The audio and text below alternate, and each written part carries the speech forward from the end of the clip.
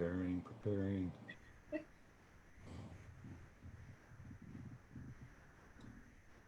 Okay, we're actually live on Facebook. Uh, well, welcome to Up Close, everyone. I'm UP Artistic Director Randy Dixon. And just a disclaimer, I guess, or if you've tried watching our shows the last couple days, you know we've had a couple tech glitches. So I'm glad that this is working out for the conversation today with a guest, Belinda Fu. And some of you know Belinda because she is a UP ensemble member and teaches improv, does improv, thinks about improv, and is also a doctor. So we're going to spend probably the bulk of our conversation talking about medical improv and improv's application in medicine, where you see it in your work and things like that. But thank you so much for being here. Thanks for having me. And I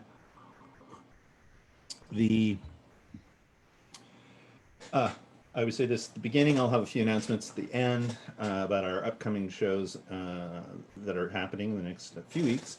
And if you feel like making a donation while this is going on, please feel free to find it there. I'll be monitoring the Facebook chat. So if you'd like to ask a question or have a question or just say hi, let us know. All right. So I guess I've traditionally kind of began at the beginning of things. So how did you find improv just as something to do and where? And so give us the background. My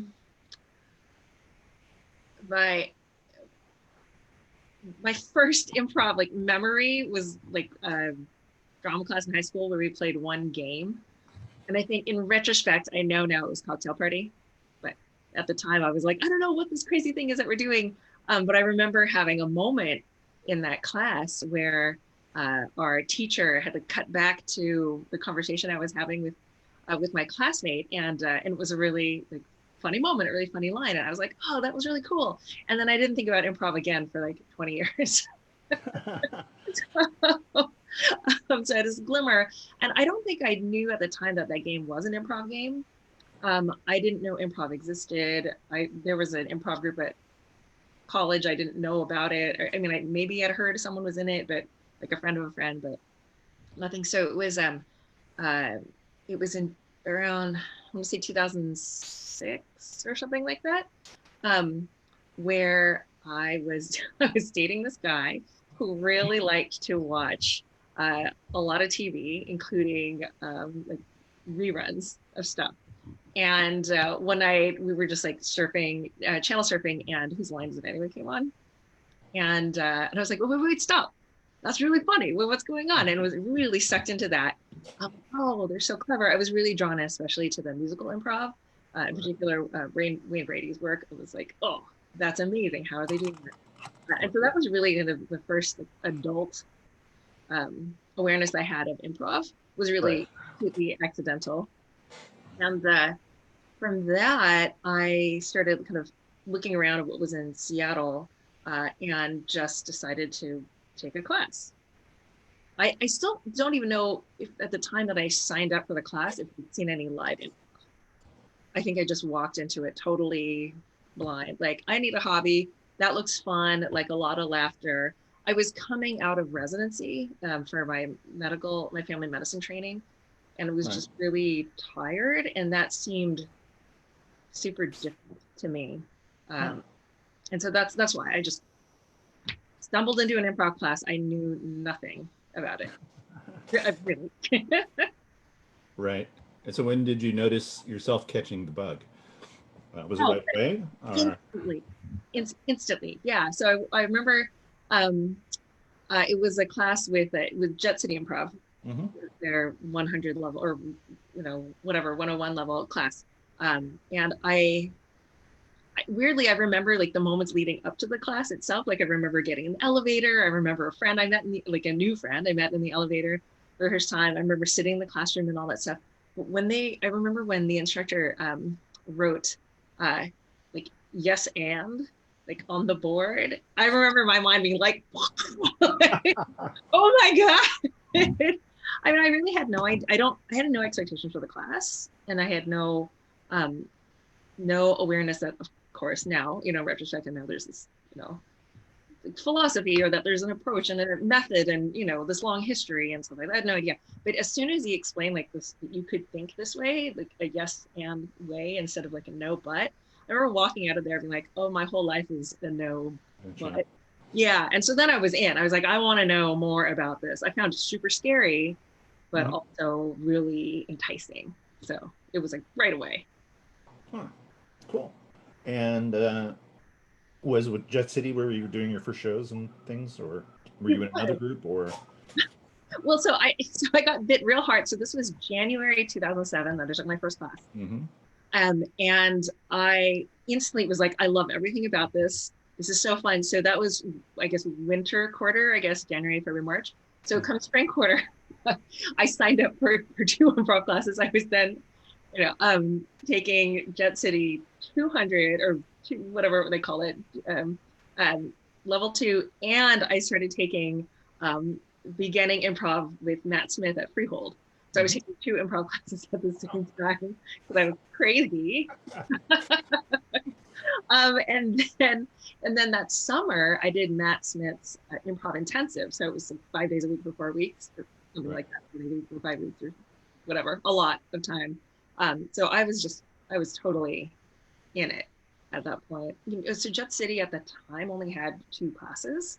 And so then I needed to like take more classes. And so that's when I started doing playgrounds at UP, because Matt Smith had suggested, because I was like, I've ran out of classes already. What should I do? He said, you need to take Improv 100 with Jill Ferris at Unexpected Productions.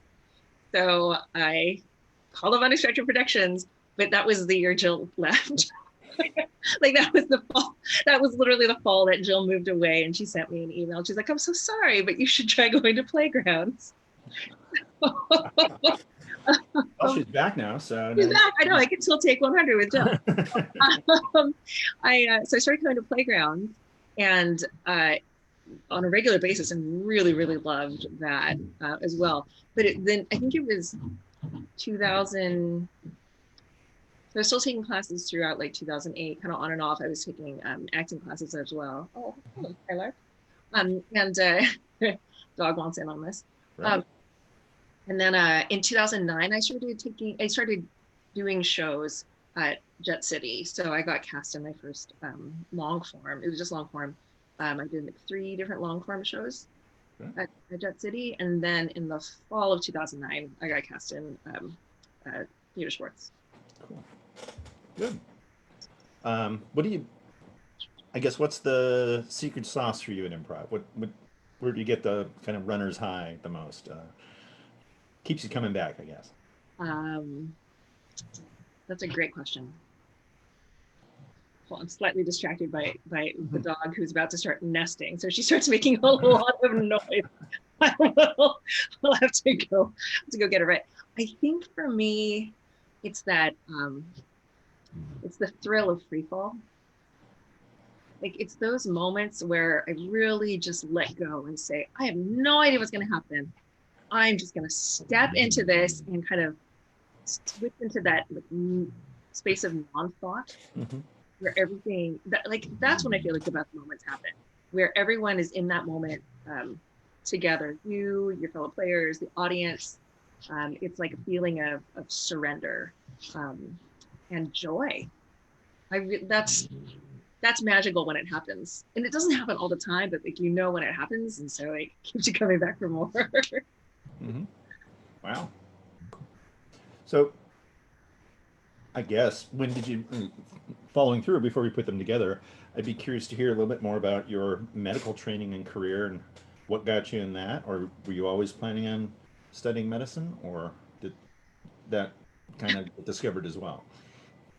So I'm Chinese, right? And so there's this stereotype of how Asian parents want their kids to be doctors, and like that's true, So I wouldn't say that I consciously always wanted to be a doctor, but certainly culturally and on a family expectation, it was being a doctor would be a great idea. And I think I definitely internalized that at some point. during college, I a little bit was like, oh, I'll do my own thing, or not. You know, I think I decided that I found an aspect related to medicine. I studied human biology in undergrad where I thought, like, yeah, I can see that there's a place in medicine for me. So, you know, I just went all the way through. But throughout my entire medical training, I definitely had a sense of tension as well. I was feeling like this is incredible what I'm learning. The role of a physician is astounding. What a privilege to know all this about the human body, about science, about the people with whom I work, my patients. Like it is an incredible journey, an incredible life to live as a physician. But I also sensed a tension for me personally as well. Like, is this everything for me? I felt like there was something missing and lacking for me as well. So yeah, so medical training, you know, it's undergrad and then med school. I took some time off along the way, and I think that speaks to part of that tension where I took a year off in the middle of med school and then 2 years off after med school where I was teaching undergrad human biology. Right. Wow. And a little bit of med school pharmacology as well. And then came back to medicine, did my family medicine residency up here in Seattle for 3 years, did another year doing what they call a chief residency year, and then started working first in clinical practice, doing house calls for like almost 4 or 5 years, and then I've been working in academic medicine since then. So Right. a while now. Wow. So before I know you're a strong believer in the notion of improv and medicine coming together, and we'll get to that hitting that on the head in a second. But I'm also curious. We've had a couple of other people who do other things, and just where the crossover happens for you, where your improv skills play right into the medical profession and what you're doing.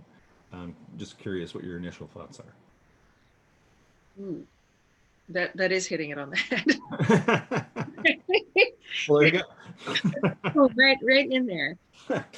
You mean like how do I see improv? Well, how do your work, doing medicine, working magic with medicine, and where's a moment where you kind of go, wow, this is so much easier to do because of the improv training I had Oh, or have had. it's everything. It's everything. Right. Everything. So I think it's easiest for me to think of it in kind of three different categories. Like I think Mhm. about it in terms of my work with patients, and then I think of my work with uh, teaching or colleagues, and then I think of just then like kind of myself in as a physician. So I'm a family physician, which means that I see the whole thing from um, delivering babies, which I don't do anymore, but did for a very long time. Just stopped doing that a few years ago. Prenatal care, delivering babies, the newborns, kids, Right. adults, all the way up to old people, and then people as they in their end of life. So it's really the whole thing. So but I do both seeing patients in clinic, like go to your doctor for an appointment kind of thing, a checkup, and I got a boil on my on my skin. What do I do? That kind of thing. Do I have COVID? And also see patients in the hospital as well. Not less frequently do that. So that's the context of it. When I'm working with patients, like that's where I first noticed improv um, making everything easier, because the communication is, I think, the heart of medicine. Like I may often not be able to fix the problem. There may not be a treatment for it, a cure, a magic wand, whatever. There's always a person. You always have to communicate. Right. And what I found is that in this high stakes communication, like you're scared when you see the doctor. I am, like, I'm worried, right? And you're putting a lot of trust in this person who you may have never met before. Hopefully you have, you have a relationship with your doctor, but you might not. And I found that the improv keeps you present, and you really learn as an improviser to kind of heighten your state of awareness for everything that's going on. with the patient, what's happening in the room, what's the noise in the hallway, especially with the person with whom you're speaking. Like, are they scared? Like, what are they not saying? Improv teaches you to be curious, so you ask more questions about them as a real person and get to understand their context of why they're asking certain questions. The yes part, the validation, or what like I call it, like affirmation, or is that's incredible as well, because patients come to you with this concern, right? They're really worried about something that maybe might be not worrisome, but to them, they think they're gonna die, right? Like I remember when I was a college student, and I think I had allergies or cold or something like that, and I was rubbing my eyes a lot to the point where like it sounds ridiculous that like the white part of my eyeball got like boggy, like kind of like it would like slide around and get slushy. I mean, now I know that that's not in most situations, it's not a big deal and it'll go away just because you've been like rubbing it. But as an undergrad, like I thought my eyeball was falling off and I was going to die. Like I was so worried. And I remember calling student health, and they like put the doctor on call phone with me, and he basically made fun of me. He's like, "That's ridiculous. That's stupid. You're making a big deal out of nothing." And I was like, "Ooh, this is totally good." But I don't think most doctors do that. I'm sure he was super annoyed at being like woken up or whatever. But I don't think most doctors do that. But I think what we more likely do is just don't acknowledge kind of some of the subtext as well, or we either don't see it or we don't affirm it. We don't say something as simple as like, "You're really worried about your eyeball." Like even something as that kind of de-escalates the emotion. And I noticed that as a physician, I noticed that when I would take that extra moment just to acknowledge what was happening, and also just pay closer attention to see what's happening, that really made patients relax and feel more comfortable, and then you're able to build a better relationship, a better care relationship. They're more likely to listen to you if they know that you are listening to them. And it felt to me like cultivating the kind of trust that we try to cultivate on stage with our fellow players. And really that's all it is, right? We're all just humans just looking for a way to interact with each other better in a more trusting way. And so the patient communication of and all the other stuff too, right? All the memory stuff that we work on in improv. I noticed that I was tracking things better. I always think of that warm up where everyone in the circle like adds another word and you have to repeat all the words that came before you. I feel like that's happening in every patient visit as well, because they're like, "Oh, my leg's this, and then my mom has diabetes, and I saw this ad on TV for something else," and then you have to like remember all those things and address them all the way back. So I mean, I could go on forever, but I feel like improv really does wonders for patient relationships and communication. Great. And was that the first impulse you had in terms of doctors should do more improv training? It was because I was a teacher. I am still a teacher and I'm faculty at a family medicine residency program.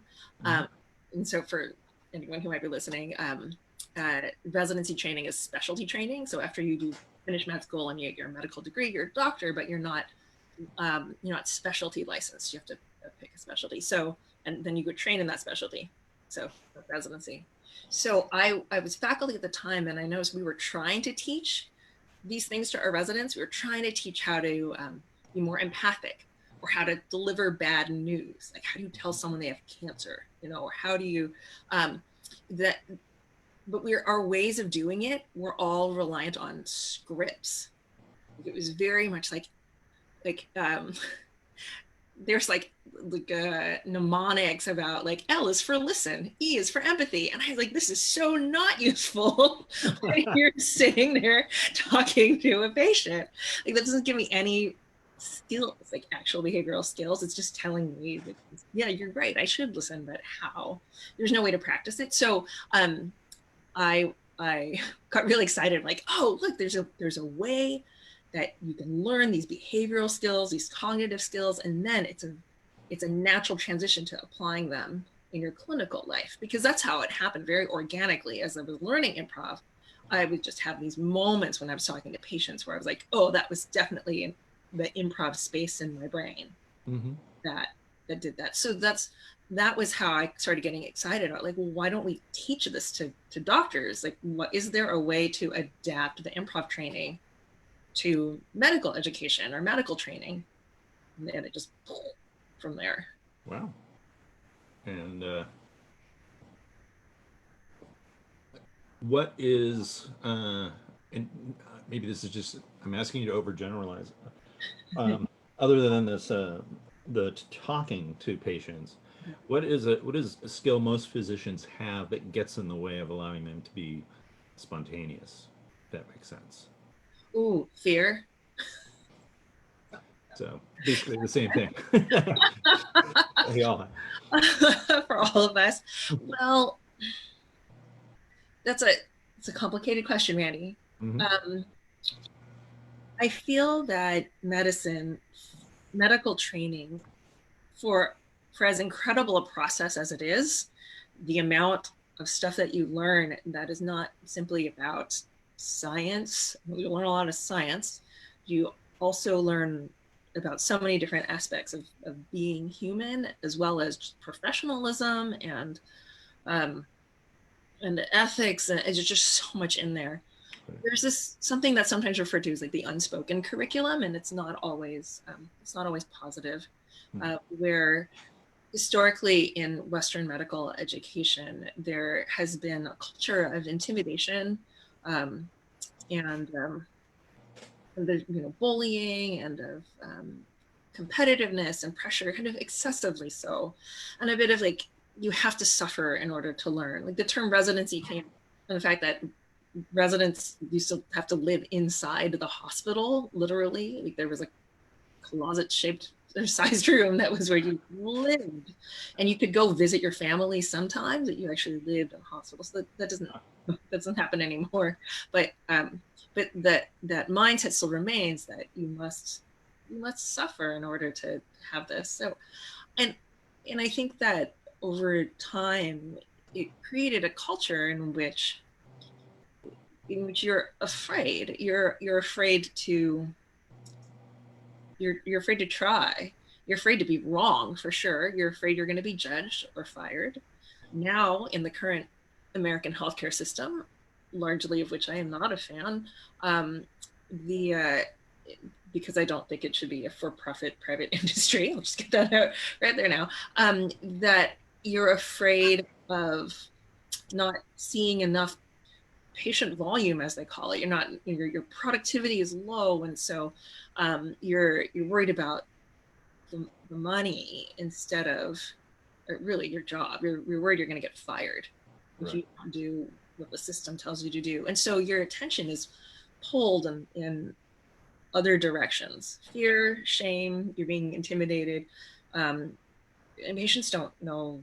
They don't know that, or they don't understand, and so you're afraid they're gonna hate you too and not understand why you're doing what you're doing, and it's really hard, actually. Yeah.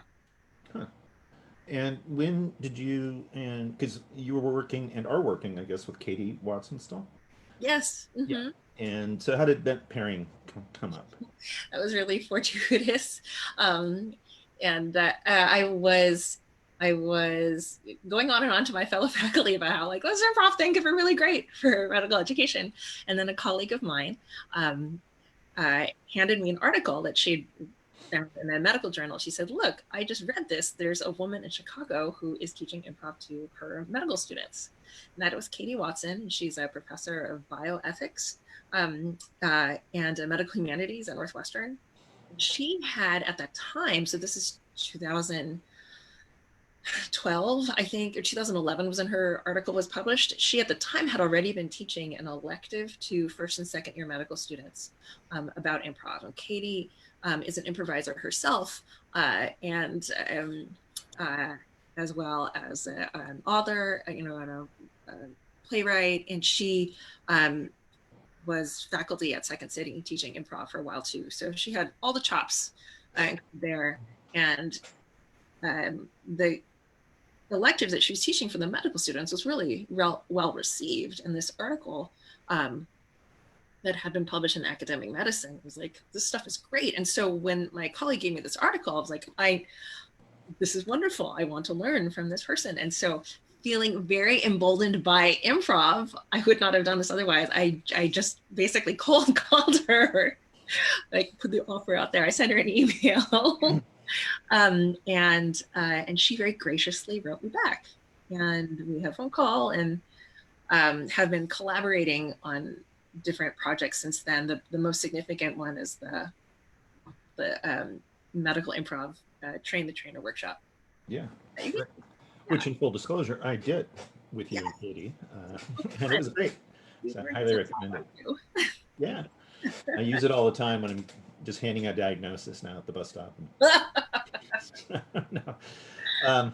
Was there what kind of resistance did you find when you started trying to pull this in? Were there the people who were kind of at the top, kind of going, this is a waste of time, this isn't science, this is medicine? Was there a lot of that? Is there a lot of that still? There was and is. There was a lot of that. There is a lot of that. There's less than there was because like a tide that cannot be stopped, improv continues to grow around the world, everywhere, and within medicine. So if you look at the number of articles published in the medical literature about improv, around in 2011, there were probably less than 5 articles at the time. And now it's like, whoosh, it's just shot up. There are so many, like it doubled in like, I don't know, a couple of years or something like that. It's constant now. So because there's more literature, you can show that to the powers that be and be like, published in JAMA, and so they're more likely to listen.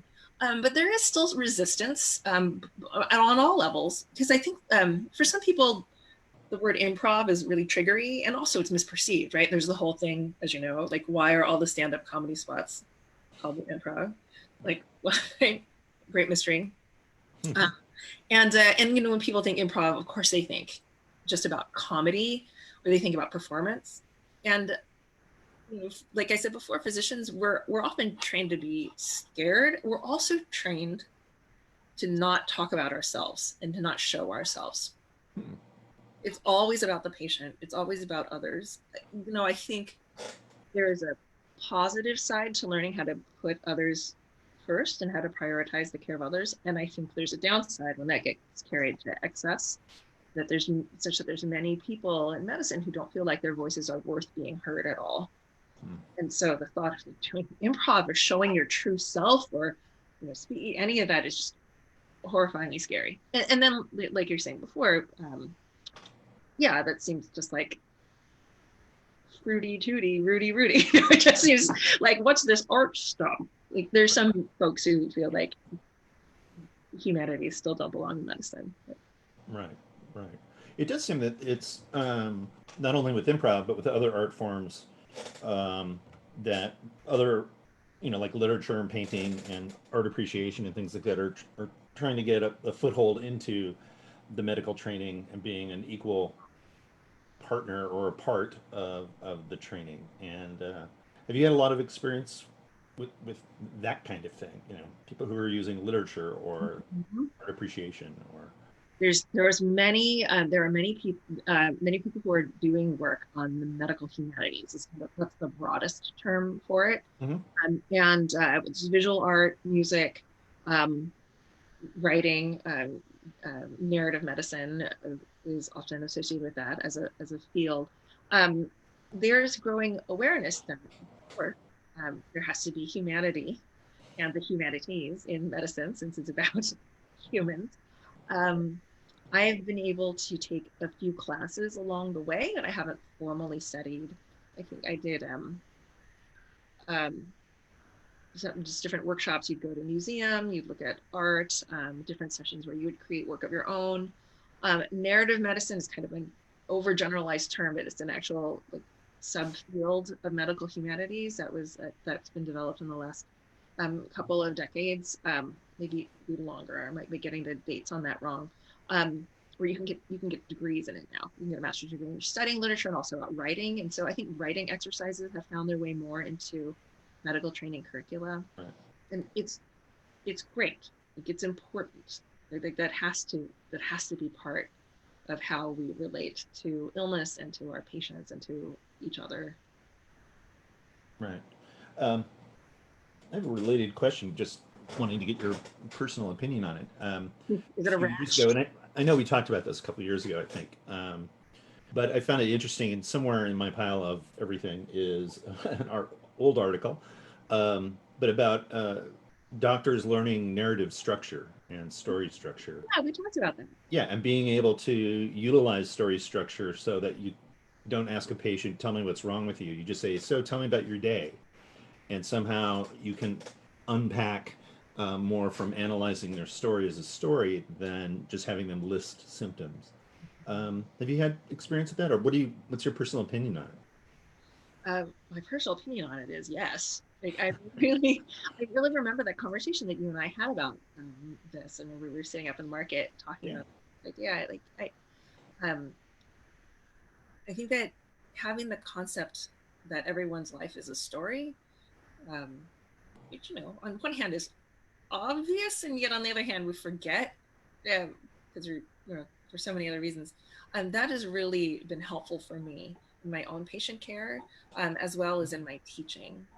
We it's funny because that concept of the patient's the patient's story, the patient's concerns as a story is kind of it's built into the structures that we already use, but we don't consciously acknowledge that it is a story form. Right. We use this lingo, which is, sometimes stuff just like lingers around in medical parlance, whether it should or shouldn't be there. But one of the ways that medical students will learn how to give a patient's history, which is his story, of course, is they'll say patient was in their usual state of health, blah blah blah, until they developed sudden onset of crushing chest pain while shopping at Target or whatever. And I realized that every time we talk about patients being in their usual state of health, that if you think of it from a story spine perspective, or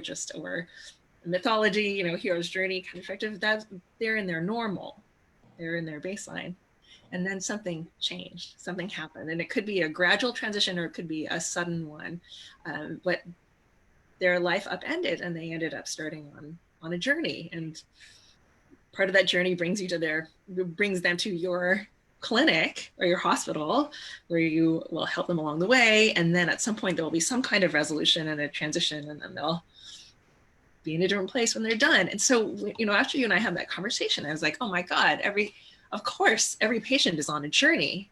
I think that's really helped me because, one, I can share with patients that they are on a journey, and sometimes patients don't realize that they are. They feel like they're stuck. Like all they see is like the moment that they're in it, especially when they're in a place of like despair.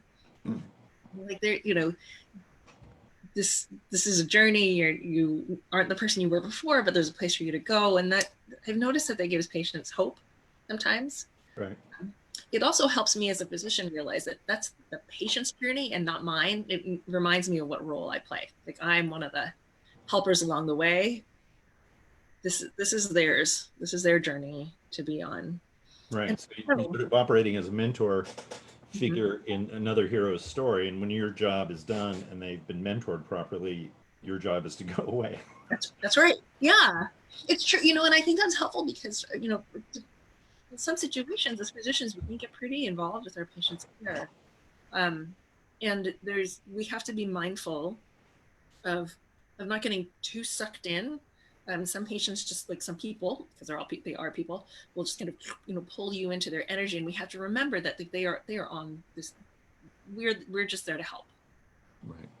It's theirs to walk.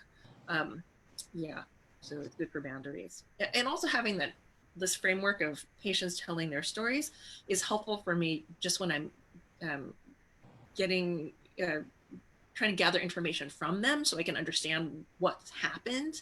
Is like if I can kind of frame it with this like a timeline instead of like a list of symptoms, Right. it's much more intuitive and easier to remember. Right. Cool. Um, what can improv learn from medicine? Ooh, all the good questions. What can improv learn from medicine? Hmm.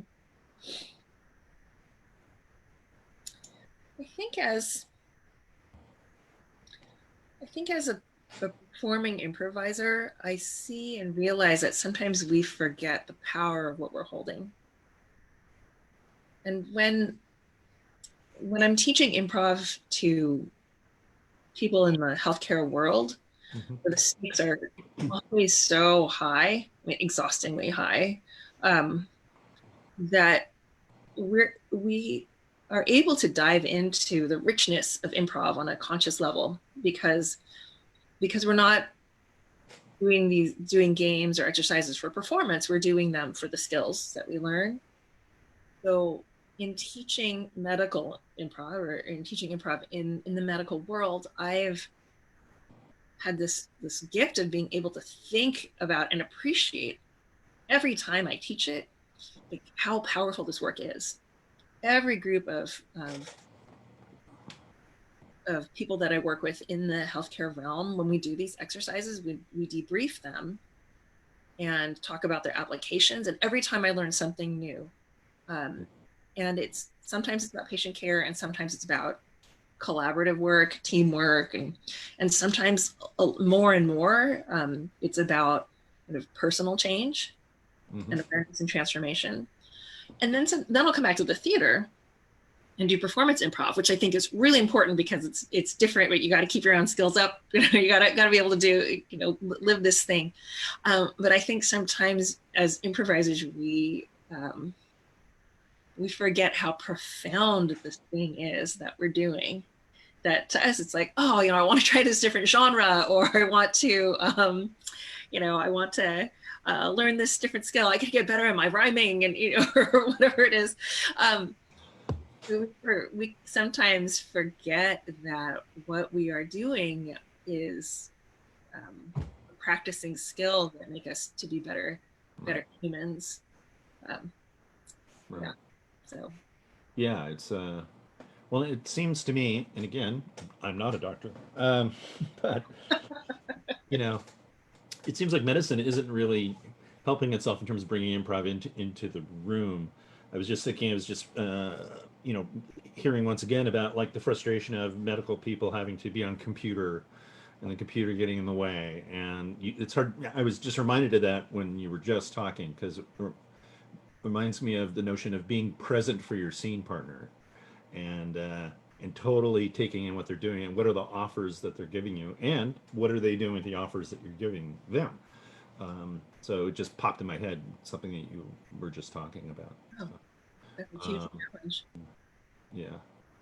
I'm trying to think of how to phrase this one. Because I was thinking about it beforehand. I thought, well, what kind of things do I appreciate in my doctors or doctors I've worked with? And one thing is that feeling of somebody who's so on top of their game that oftentimes it seems as though they're following intuition or impulse. But they have, you have this big background and experience with it. And I kind of wish, when I was thinking about the medical question I just asked you, what can medicine give to improv? I sometimes feel like all those structures and the things that we do in improv get in the way. And if we could just lose those and go more from that intuitive sense, which is in the training. I mean, Viola Spolin even writes about intuitive improvisation. So, that would be one thing I could see. I guess it's maybe not pertaining directly to medicine because you could have a really great pilot. You could have a really great, professional expert in whatever it is that they're doing. And I feel like oftentimes in improv, we spend a lot of time trying to demonstrate the expertise rather than just doing the show, telling the story, and knowing that we know what's going on. So that's my little rant. I don't know. Well, it resonates with me because I actually have felt, because I spend so much time teaching kind of, I guess, intro level improv, and because when I was teaching for UP, I was teaching 100 and just got so much out of that. And of course, when I'm teaching to the medical professionals, it's mostly kind of introductory level stuff too. But I remember wanting to come back to performance improv and wanting to do more fundamental work. wanting to do more like basic stuff, because I feel like we get so far into the detailed weeds of genre style, kind of like the Right. fancy stuff, that we lose the core, like that fundamental, those fundamental principles, Right. and just letting it be more, I guess, cultivating our improv intuition instead of the bells and whistles. Right. And And you do that with the most basic stuff. It's sort of like, always playing your scales if you're a musician. yeah, Yeah. yeah. It's not the fun, sexy part of what you do, but it helps. I can see us struggling in that when we have workshops sometimes, when we're working on just like 3 sentence scenes, or we're doing corridors or something like that, like how hard it is for us sometimes to really excel at the basics. I imagine, and I know we're talking specifically about the medical improv stuff, but you also teach, I have taught improv classes as well. But uh, I'm sure you encounter a lot of people who are profoundly changed by what they're seeing, like you were when you took your first improv class. Does that happen more times than not? Or for instance, the doctors, do they play their cards pretty close to their chests and go, yeah, that was okay. Yeah, I guess it was okay. All right, gotta go. Right. It's the whole range, you know. They're just people, and it'll vary a lot. Excuse me. It'll vary a lot from group to group. Um, I've I've had some folks who I'd taught years ago come back to me years later and say that in certain patient situations they still think about certain exercises or certain, Right. that's really gratifying. And it's not, and it could have, in one case I'm thinking of, it's someone who struggled a lot with the exercises while they were happening. He was like, this is so out of my comfort zone. Yet 5 years later, he was like, that was so important to me. Can you come and teach my students? Because that really changed things for me. I've had students, yeah, so sometimes it's the folks who struggle the most who are the ones who are gamely trying and the ones who get the most out of it. Then I've worked with folks in the medical realm who just take to it immediately and are like, this is great, I'm gonna go sign up for classes when I get home. And then there's folks who are like, nah, didn't do it for me. And that's okay too. Because I think that improv is one way of expanding our abilities. But it's not going to be everybody's way. Right. Right. I know this would be hard to do, or I'm assuming it'd be hard to do, but do you think that patients would benefit from taking a little bit of improv and for their interactions with their doctors? Um, yes, and I think all of us as humans benefit can benefit from taking improv for how we relate to other humans. Right. Yeah. Huh. Well, shifting back in your shoes as an improviser and an improv performer and teacher, um, what basic sort of philosophical things do you adhere to? Do you follow? And again, it doesn't have to be a philosophy or a particular school of improv, but are there certain things that have just you've latched onto, and now years later now you still come back to those basic skills, improv wise? Improv wise. Um, I I definitely don't adhere to like one school over another. Why? You know, I feel like there's a lot of truth out there, so I try to integrate them all. Sure. Um, ooh, so many. One that comes to mind just off the top of my head is that Rebecca Stockley, I remember, led an exercise when I went to improv camp with her and Matt Smith for a week on Orcus. That was great. But we did this exercise where she talked about doing the neutral no, how you can decline and offer and instead offer an alternative. And it wasn't the main point of that exercise, but it really stuck with me as like, there is a space for a no that's not a judgment, Right. where it's a redirection to be used judiciously. It's certainly not as like a block for the sake of blocking. But that there is a place to stand your ground in kind of a second circle way, to use the concepts of the 3 circles of presence. Yeah. Right. And I remember just, yeah, that there can be a neutral no. I like that. And I try to teach that to my medical colleagues, because in our world, no is like like heavy, right? Like it's a rejection of your soul, kind of thing. You're wrong and a lesser creature, kind of thing. So Right. that's one I think.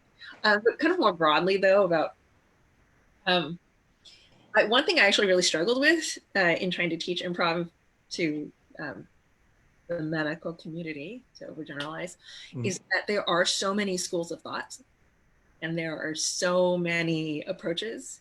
And so any book or class or whatever, like if you say what's the most important like principle of improv or mantra, like some people say yes and other people are like, I don't believe in yes and.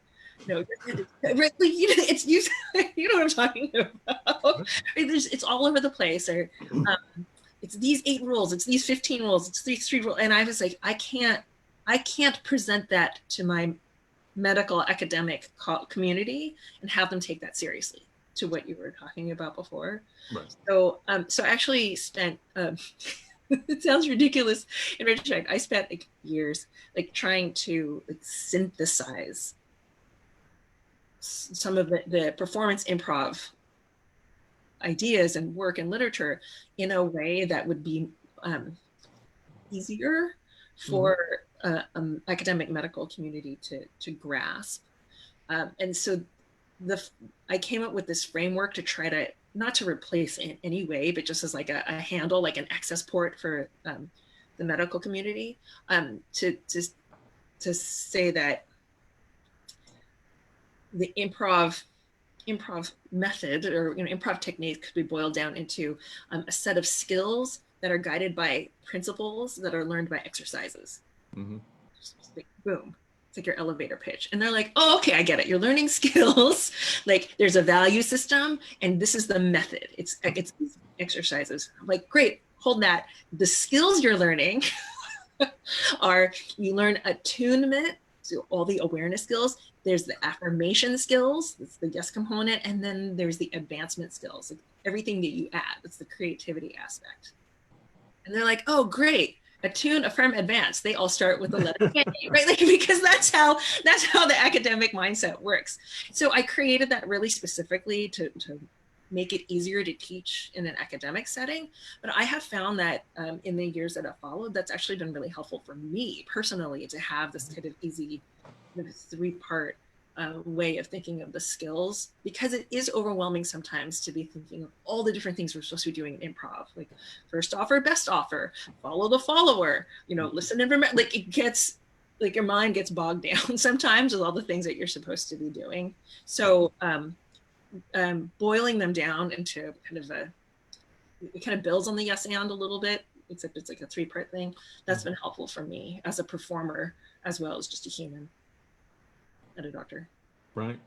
Well, I mean, the one philosophy thing is I've always found strange, because it's like different problems require different tools to be able to solve them. And so if you have a little bit of that tool and a little bit of this tool, then you've got something new, versus nope, it's got to be this, right?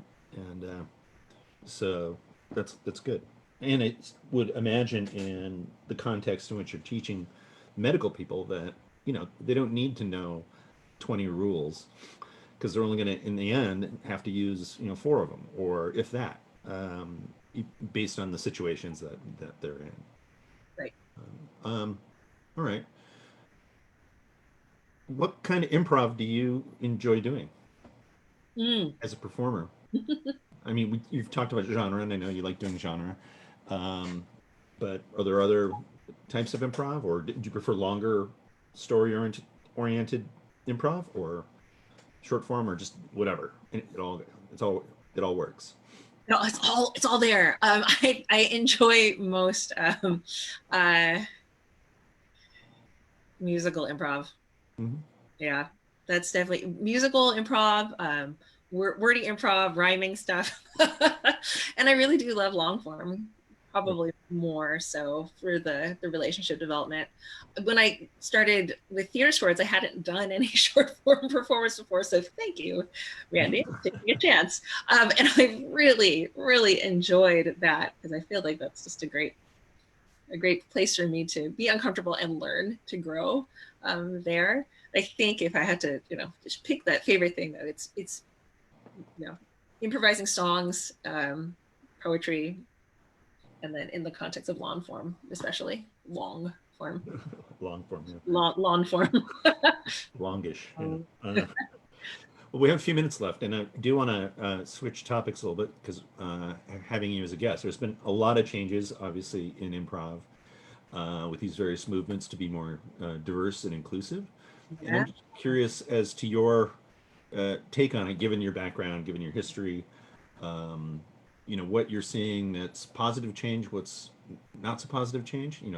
Talk to a lot of people about this here, but also just in general. And it's the most encouraging thing that I find in this is how many people remark on how it feels like it's real change for for a difference, rather than it's just a bunch of talk. And I'm wondering if that's been your experience, or how does it all land on you? I'm glad to see the change. And I do see change. I think I see it in and clearly that a national consciousness is shifting. And it does seem like more action is being taken. I will say that as a person who is not white, specifically being Asian, you occupy a really different place in this world, in America, right now. I feel like representation is enormous for me. Mm. Um, Seeing Asian American performers on stage, on film, has a power um, of possibility that's really difficult to describe. Like it opens up possibilities for one. It makes you feel like you personally are seen because there's someone who looks like you up there on stage. Mm-hmm. And it also gives you permission and the empowerment to speak for yourself. I mean, sure, it could be that you want to be on stage or you want to be, in a movie, or it could simply be that you want to speak at all, or say that I have a unique voice and appearance and a story and perspective. I want to be able to say those things. And because someone else did, then I can also. And interestingly, Asian Americans, I've encountered this before. I've been told that I'm not a person of color, or I've been told that I'm basically white. There's a lot of history in America that is prove that to be not true. And I know my own personal experiences that I walk around every day knowing that I am not white, right? Like I know that I look different. And I know there's also a lot that comes with you are, right? Because you have ethnicity, as well, right? And so it's loaded, right? When people just, whitewash you, it takes something away from you in a way that it's hard to explain. And there's also, you're rarely given permission to explain that. Or it's hard to, grab that opportunity to speak for yourself. So then thinking of improv, so Seattle is a predominantly white city. And then the improv community is predominantly white as well. So I knew when I wasn't thinking about that so much when I started doing improv. Because I think actually that the student body is a little more diverse than the performing core for improv in Seattle. But I felt it. Like if you look at our wall, which I love, by the way, I'm a fan of the wall. The wall. We do a whole show just on the wall. My vote is I like the wall because I like the history there. It was notable to me that there weren't a lot of folks there, and I occasionally will have audience members come up to me and be like, I'm so excited you were up there. Typically Asian folks will be like, oh my God, I love seeing you there, Asian person on stage, right? So that means a lot to me. But sometimes it felt a little lonely up there. So I was really excited when UP took, when the last class of ensemble that joined, there was so much ethnic diversity or racial diversity. It was just really exciting for me. Yeah. Well, and it goes back to the story experience, everyone's life being a story. And if everyone on stage looks exactly the same, then how much diversity are you really going to get in the storytelling? Whereas if you have somebody who's old, somebody who's young, somebody who's from somewhere else, somebody who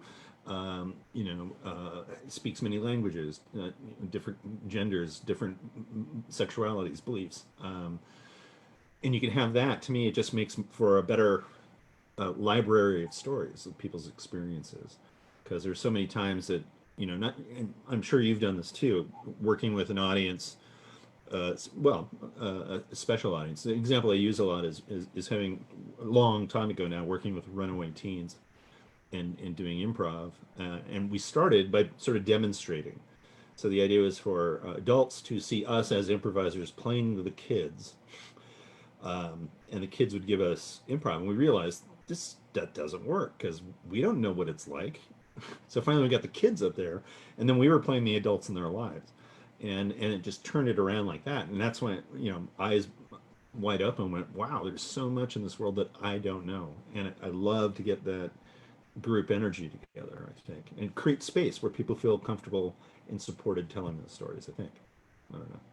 But, That would be wonderful, and supported to tell, to not be judged for the stories they tell, because it's interesting, like now that space is being created, there's still a residual of like, tell your stories, but we have an idea of what we want your stories to be, and how like make it more ethnic, or more whatever, more Asian, more Black, or whatever. It's like, I'm going to tell the story that's my story, that is uniquely me, and it is not for you to judge like whether it's sufficiently worth the stage time that you're giving me. So there's going to be a lot of growings yet to come. I'm yeah, and it's interesting, and I'm curious to get your thought on related to this because so many, big, well-known improv companies, for instance, are going away, and so there is this kind of ground shift about, or let me pick a different one. There's a lot of dust in the air. There's a lot of stuff in the air, and nobody knows where it's going to land.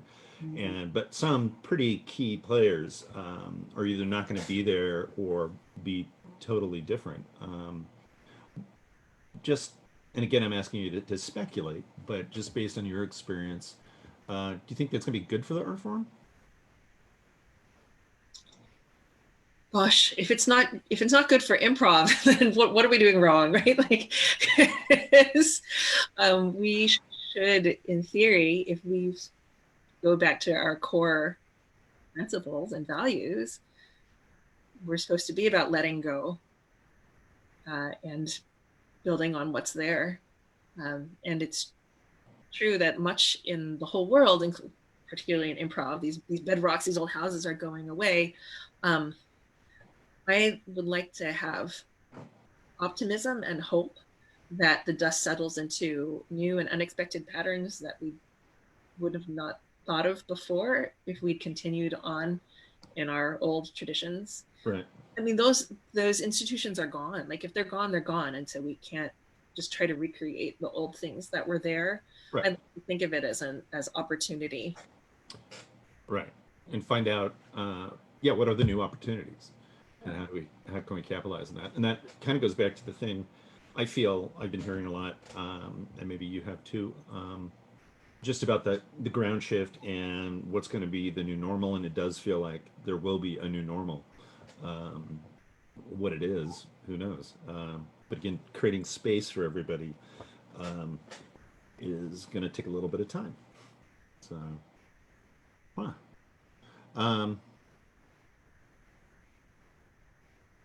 What is? Yeah. No, I'm not going to ask that question. Ooh. Well, I was going to say, because you've been around a lot of improv, and also I'm professionally just traveling around and being exposed to a lot of different places, improv wise. Sometimes I'll have these conversations about like either what's the worst improv piece of advice you've ever heard anybody give, or two, what was something that you really cherished and thought this is really cool when you were younger, a younger improviser that you've since kind of tossed out and gone, that what was I thinking? Why was I thinking that? That is tough. worst improv advice. I probably already shed it. Like I probably like. Right. And if I gave it to you, that's fine. That's you can. No, I don't. Worst is a tough one. Yeah, I don't want to spend time thinking about the worst one. Why save them for that? That's funny. Well, like for instance, one thing that I had was when I was young, Uh-huh. in my 20s, everybody carried around props and Oh, stuff that you had. And for some reason, I thought, that's great. I'm going to build a great set of props. I'm going to have all these hats. I'm going to have all this stuff that I'm going to do. Um, and, I thought that's going to put me over the edge improv wise. But then after a few years, I'm like, I'm tired of hauling this stuff around everywhere. Yeah. And we got rid of our props at UP, ironically, when we moved into the theater, which is a place where we could have props. But, so people aren't hauling that stuff around anymore. yeah. I think I here's one thing that I let go of from when I was a younger improviser. When I first started improvising, I would see certain shows that much more advanced or senior improvisers were in or doing, and I wanted to be in them. Like I wanted to be that person. I wanted to be in them. Kind of all of them, like all of, and it took me years to realize that that I actually don't belong in all of them. That there's stuff that I am more well suited to being or doing, because I think as a younger improviser I just wanted to be like good, and I wanted to play with the big cats and the stuff like that, and it took me years to like let go, because it's not about, it shouldn't be, for some people probably it is or still, but it's not about like popularity contest or being as good as, I have so much competition in my life anyway. Like I really don't, I want to let go of that and not do that. And that really concentrating my energies more on the things that speak to me personally and my skill set, or just that feel more comfortable, that's a better use of my energy than trying to be in a show just because all the cool kids are in the show. Is just not Right. Yeah, that's not a good use of my improv energies. So I don't know. Yeah, it's funny, the arc of a improv career, maybe you felt this too. I certainly did, because at one point, I've said this a couple times, a couple of interviews ago with somebody, I like to frighten my students by telling them that at one point I was the youngest person in unexpected productions. So this is how it turns out. The long game. But during the course of that, I remember the first time a few years ago, kind of looking around, kind of going, I think I'm probably the most experienced person here. I might not be the most talented, but I definitely have been doing this longer than everyone here. And then feeling that big sense of responsibility that I just had to let go. Otherwise, I was going to totally crash and burn. I think, and kind of just get back into the improv zone. So, yeah. So cool. All right. Well, thank you, Belinda, for being the guest, being guest on Up Close this week. And I again want to thank you and let you know that we all appreciate your work and your contribution to Unexpected Productions, and also, I mean, to improv in general. This stuff that we've been talking about, I think it's really great and refreshing to see people who, lack of a better term, know what they're doing it. And I think it helps progress the work a lot further. So I just wanted to say that to you publicly. So cool. Thank you. Because Huh? I feel like this, improv changed my life. Like I say that completely sincerely. I know people toss around all sorts of stuff like this chicken sandwich changed my life or whatever. But like this literally changed my life for the better in every in every way, in every moment that I walk around and every conversation that I have, and so having home at UP really, has been incredible for me. So thank you. Yeah. Cool. Good.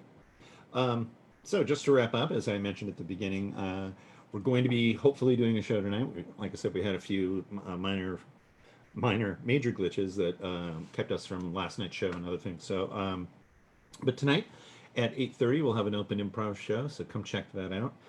We have a one more week extension on UPTV, which will be a week from Friday, yesterday. So check that out. We have duos on Wednesdays. We have Wild Card, which is a sort of open improv show, kind of a long form, that's happening Thursday nights.